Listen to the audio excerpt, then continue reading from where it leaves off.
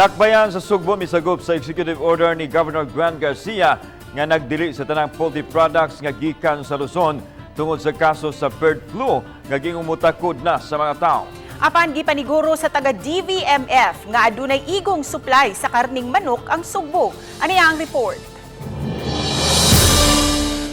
Gitugan ni Dr. Jessica Maribuhok in charge sa Cebu City Department of Veterinary Medicine and Fisheries nga sugod kagahapon adlaw gipatuman ang ban sa tanang produktong manok ug sa mga langgam gikan sa Luzon.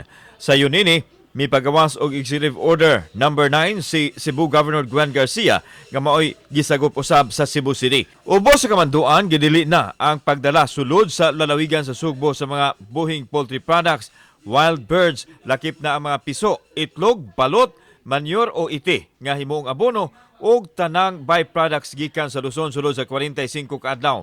Kini aron mapugan ang pagsulod sa sakit sa manok sa Sugbo. Synchronized ta sa province.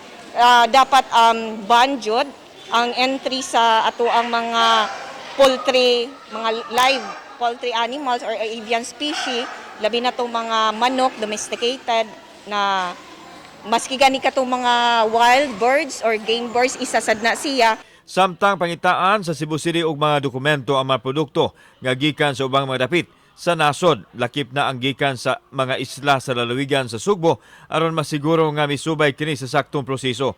Hugot usab nga gibantayan sa DVMF ang mga migratory birds diin nagkuha na sila og sample sa mga barangay nga nahimutang daplin sa dagat.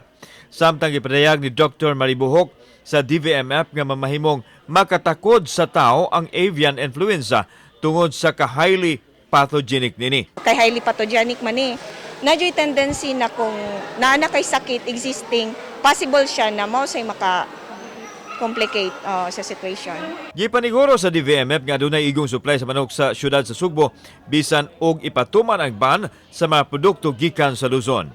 Kauban si Clover Lumayag. Ako si Alan Domingo. Palitag, Bisdak.